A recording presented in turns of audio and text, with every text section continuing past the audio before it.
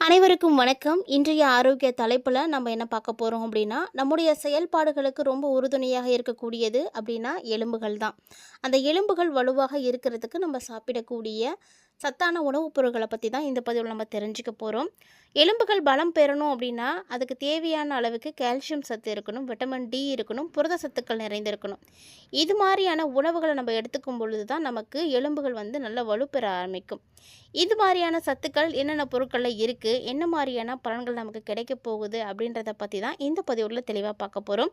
வீடியோக்குள்ளே போகிறதுக்கு முன்னாடி நீங்கள் இன்னும் நம்ம சேனலை சப்ஸ்கிரைப் பண்ணாமல் இருக்கீங்க அப்படின்னா மறக்காமல் சேனலை சப்ஸ்கிரைப் பண்ணிக்கோங்க. கூடவே பக்கத்தில் இருக்கிற பெல் சிம்பிளையும் கிளிக் பண்ணிக்கோங்க. அப்போ தான் நாங்கள் போடக்கூடிய வீடியோக்கள் எல்லாமே உங்களுக்கு நோட்டிஃபிகேஷன் உடனுக்குடன் வந்தடையும். நீங்களும் பார்த்து பயன்பெறலாம். வாங்க வீடியோக்குள்ளே போகலாம். நம்ம உடம்போடைய அஸ்திவாரமே எலும்பு தாங்க. இந்த எலும்புகள் மட்டும் பலவீனமாக இருந்துச்சு அப்படின்னா உடம்போட ஒட்டுமொத்த ஆரோக்கியமே பாதிப்படைஞ்சிடும். முக்கியமாக நம்மளுடைய உடம்புல இருக்கக்கூடிய தசைகள் உறுப்புகளை பாதுகாக்கிறதுல எலும்புகளுக்கு தான் முக்கிய பங்கு இருக்குது. ஆனால் வயதாக வயதாக எலும்புகள் பார்த்திங்கன்னா பலம் இழக்க ஆரம்பிச்சிடும்.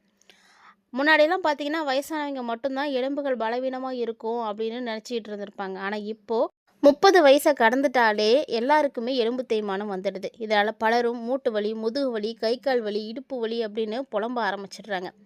எலும்புகள் உறுதியாக இருக்கணும் அப்படின்னா எலும்பு முறிவால் ஏற்பட்ட பிரச்சனைகள் சரியாக போகணும், விரைவில் எல்லாமே இணையணும் அப்படின்னு நினச்சிங்கன்னா கால்சியம் சத்து ரொம்ப ரொம்ப முக்கியம். அதே சமயம் இந்த கால்சியம் சத்தை கிரகித்து கொள்ளக்கூடிய அளவுக்கு விட்டமின் டி சத்தும் நமக்கு வேணும். இதை தவிர இன்னும் ஒரு சில சத்துக்கள் நம்மளுடைய எளிமையை வலிமையாக்கி கொடுக்கும். அந்த மாதிரி நம்முடைய எலும்புகளை வலிமையாக்குறதுல இருக்கக்கூடிய உணவு முறைகளை பற்றி தான் இந்த பதிவில் நம்ம தெரிஞ்சுக்க போகிறோம். ஸோ அந்த உணவுகள் என்னென்ன அப்படின்றத நம்ம பார்க்கலாம். இந்த பயனளிக்கக்கூடிய தகவலை நீங்கள் பார்த்ததோட மட்டும் விட்டுறாதீங்க. கண்டிப்பாக உங்களுக்கு தெரிஞ்சவங்களோடலாம் ஷேர் பண்ணி விடுங்க. அவர்களும் பார்த்து பயன்பெறட்டும். எலும்புகள் வலுவாக இருக்கணும் அப்படின்னா முதல்ல நம்ம சாப்பிடக்கூடிய பொருளில் கேழ்வரகு ரொம்ப முக்கியம். ஏன்னா கேழ்வரகுல பார்த்திங்கன்னா கால்சியம் சத்து அதிகமாகவே இருக்கும். அதாவது ஒரு 100 கிராம் கேழ்வரகு எடுத்து பார்த்திங்கன்னா கூட அதில் 35 மில்லிகிராம் கால்சியம் தான் இருக்கும். சொல்லப்போனால் சிறுதானியங்களில் ரொம்ப ரொம்ப அதிகமான அளவு கால்சியம் சத்தை பெற்றது அப்படின்னா அது கேழ்வரகு தான். அதனால் எல்லாரும் கேழ்வரகு சாப்பிடுங்க. கேழ்வரகு அப்பப்போ ராகி கஞ்சாகவோ, எண்ணெய் அதிகம் சேர்க்கப்படாத ராகி தோசையாகவோ, இல்லைன்னா ராகி புட்டு, இப்படி ஏதாவது ஒரு வகையில் நீங்கள் ராகியை சேர்த்துக்கோங்க. இதனால் உங்களுடைய எலும்பினுடைய வலிமை பார்த்திங்கன்னா அதிகரிக்க ஆரம்பிக்கும். அடுத்ததாக பார்த்திங்கன்னா முருங்கைக்கீரை. இந்த முருங்கைக்கீரையில் அவ்வளவு கால்சியம் சத்துக்கள் இருக்குது. சாதாரணமாக எல்லாருடைய வீடுகள்லையும் கிடைக்கக்கூடிய இந்த முருங்கைக்கீரை சொல்லப்போனால் மருந்தடிக்கப்படாத ஒரு கீரை அப்படின்னு கூட சொல்லலாம். இந்த கீரையை நீங்கள் எடுத்துக்கிட்டீங்க அப்படின்னா கண்டிப்பாக உங்களுக்கு நல்ல ஒரு கால்சியம் சத்து கிடைக்கும். பொதுவாக கால்சியம் கிடைக்கணும் அப்படின்னாலே பால் நல்லா குடிக்கணும்னு சொல்லுவாங்க இல்லையா? அந்த பாலில் இருக்கிற கால்சியத்தை விட 4 மடங்கு அளவு கால்சியம் சத்து இந்த முருங்கைக்கீரையில் இருக்குது. ஸோ வீக்லி ஒன்ஸாவது நீங்கள் கண்டிப்பாக முருங்கைக்கீரையை எடுத்துக்கோங்க. அது ரொம்ப நல்லது. ஏதாவது ஒரு வகையில் உங்களுக்கு எப்படி பிடிக்குதோ அந்த மாதிரி உணவில் இருக்கிற மாதிரி பார்த்துக்கோங்க. இது உங்களுடைய எலும்புகளை பலமாக்கி தேவையான அளவு கால்சியம் சத்தை கொடுத்துடும். அதே போல் தயிர், பால்லேருந்து பெறக்கூடிய எல்லா பொருள்லையுமே கால்சியம் அதிகமாக தான் இருக்கும். கால்சியம் பாஸ்பரஸ் சத்துக்கள் நிறைந்திருக்கும். ஸோ அதனால் பால் சார்ந்த பொருட்களை நீங்கள் கண்டிப்பாக எடுத்துக்கலாம். ரொம்ப நல்லது. அதே போல் கருப்பு உளுந்தில் கால்சியம் சத்து அதிகமாக இருக்கும். ஸோ அடிக்கடி உங்களுடைய உணவில் கருப்பு உளுந்தை நீங்கள் சேர்த்துக்கோங்க. அது ரொம்ப நல்லது.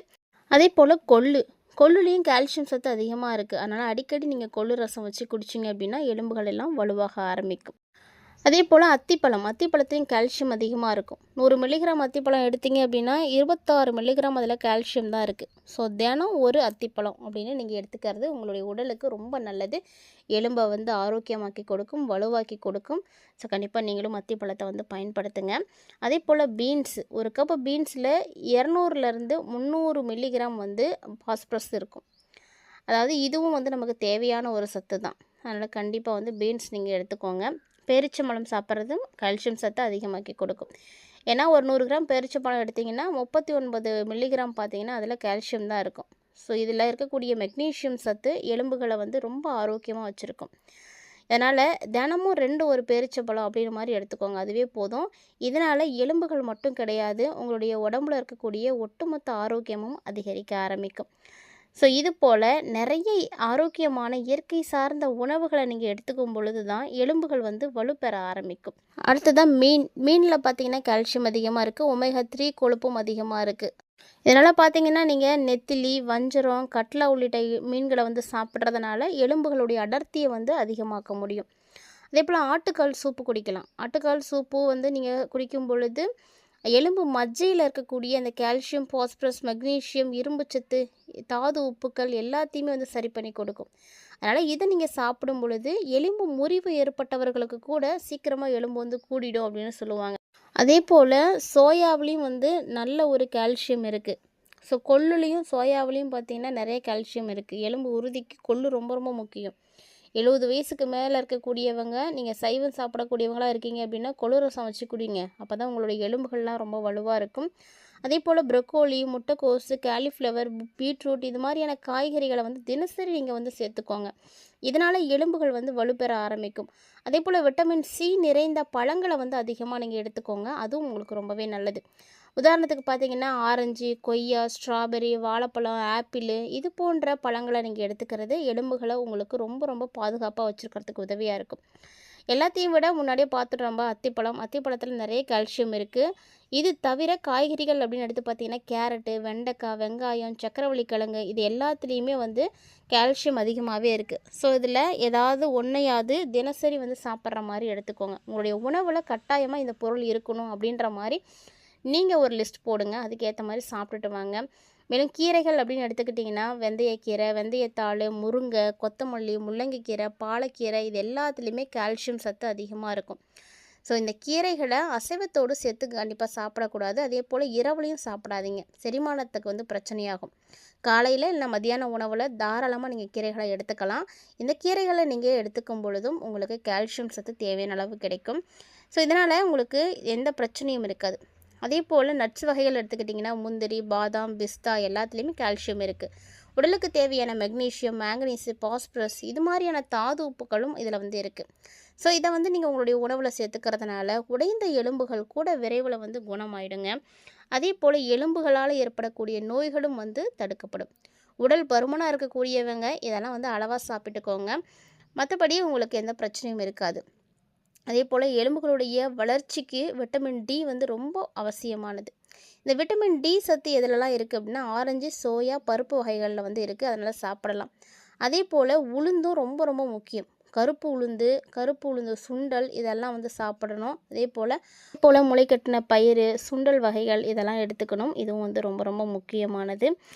உங்களுடைய எலும்புகள் வந்து நல்லா இருக்கணும் அப்படின்னா இந்த மாதிரியான உணவுகளில் நீங்கள் வந்து ரொம்ப ரொம்ப ஸ்ட்ராங்காக இருக்கணும். நீங்கள் எந்த உணவு சாப்பிட்றீங்களோ அதில் இரும்பு சத்து அதிகமாக இருக்கிற மாதிரி பார்த்துக்கோங்க. கால்சியம் அதிகமாக இருக்கிற மாதிரி இருக்கக்கூடிய உணவுகளை எடுத்துக்கோங்க. அதுதான் உங்களுக்கு ரொம்ப ரொம்ப முக்கியமானது. எலும்புகள் அப்படின்றது கண்டிப்பாக நமக்கு ரொம்ப முக்கியம். எலும்பு நல்லா இருந்தால் மட்டும்தான் நம்மளால் எல்லா செயல்களையும் வந்து செய்ய முடியும்.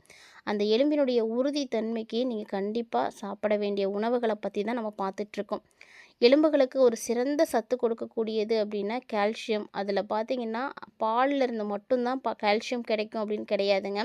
இதை தவிர்த்து காய்கறிகள், கீரைகள், பழங்கள், நட்சு வகைகள் அப்படின்னு நிறைய பொருட்கள் இருக்குது. இது எல்லாத்துலேயுமே வந்து கால்சியம் இருக்குது. ஸோ அதனால் கண்டிப்பாக நீங்கள் கால்சியம் வந்து அதிகமாக எடுத்துக்கோங்க.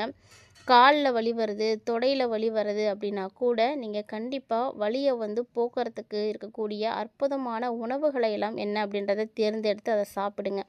ஸோ அது ஒன்று தான் உங்களுடைய எலும்புகளுக்கு ஆரோக்கியத்தை வந்து ஏற்படுத்தி கொடுக்கும். எலும்புகளுடைய வளர்ச்சிக்கும் எலும்புகளுடைய அடர்த்திக்கும் தேவையானது அப்படின்னா புரதமும் சொல்லலாம். இறைச்சியின் மூலமாக தான் அதிகமாக புரதங்கள் நம்ம பெறுறோம். ஆனால் சைவ உணவு எடுக்கக்கூடியவங்களுக்கு இந்த புரதச்சத்து எப்படி கிடைக்கும் அப்படின்னா நிறைய விஷயங்கள் இருக்குது. அதில் தான் பார்த்திங்கன்னா அரை கப்பு செறிவூட்டப்பட்டிருக்கக்கூடிய டோஃபுவில் பார்த்திங்கன்னா கால்சியம் அதிகமாகவே இருக்கும். ஸோ நிறைய நன்மைகள் வந்து இதில் இருக்குது. இதனால் நீங்கள் கண்டிப்பாக வந்து எடுத்துக்கலாம். அதுவும் மாதவிடாய் நின்ற பிறகு பெண்களுக்கு ஏற்படக்கூடிய எலும்பு நோயை தடுக்கிறதுக்கு சோயாவை நீங்கள் நல்லா சாப்பிடுங்க. சோயா ரொம்பவே வந்து பயன் கொடுக்கும். அதிகமாக கடல் உணவுகளையும் நீங்கள் எடுத்துக்கோங்க. அதுவும் பார்த்திங்கன்னா எலும்புகளுடைய உறுதிக்கு ரொம்ப ரொம்ப முக்கியமானதாக இருக்கும். எலும்புகள் வலிமையாக இருக்கிறதுக்கு தேவையான கால்சியம் சத்து நிறைந்திருக்கக்கூடிய உணவு பழக்க முறைகளை பற்றி நீங்கள் தெளிவாக பார்த்துருப்பீங்கன்னு நினைக்கிறேன். கட்டாயமாக உங்களுக்கு பிடிச்சிருந்துருக்குன்னு நினைக்கிறேன். அப்படி ஒரு வேளை இந்த பதிவு உங்களுக்கு யூஸ்ஃபுல்லாக இருந்தது அப்படின்னு தோணுச்சுன்னா மறக்காமல் இந்த பதிவுக்கு ஒரு லைக் பண்ணுங்கள். இந்த பதிவை பற்றிய கருத்துக்களையும் தவறாமல் எங்களோட வந்து ஷேர் பண்ணிக்கோங்க. கண்டிப்பாக இதை உங்கள் நண்பர்கள் மற்றும் உறவினர்களோடையும் பகிர்ந்துக்கோங்க. அவர்களும் பார்த்து பயன்பெறட்டும். மீண்டும் மற்றும் ஒரு சுவாரஸ்யமான ஆரோக்கிய தலைப்பில் சந்திக்கலாம்.